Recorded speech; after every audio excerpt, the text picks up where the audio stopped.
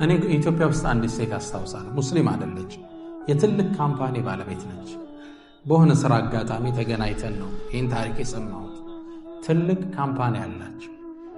ካምፓኒው ድርጅት ላይ የሚቀጠር ማንኛውም ሰው ያስቀመጠችባቸው መስፈርት አለ። ያ መስፈርት መሰላችሁ? ባሏ ሲመጣ ሁሉም እንዲቆም። ባሏም ሌላ ካምፓኒ አለ።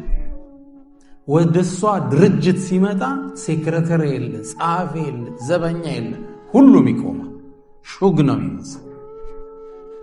የቅጥር ህጓን ባሌ ከመጣ ንጉሱ መቆም አለባት። ወደሷ ካምፓኒ ባሏ መጣ ከተባለ ሁሉ ይቆማል። ሁሉ ይቆማል። ሰች ሪስፔክት። ባል እንዲህ አይነት ክብር ይፈልጋል ከሚስቱ። እዚህ ትልቁ አደራ እህቶቼ፣ ባልን ሪስፔክት። አንተ ተንከባከባት፣ እሷም ታክብረ።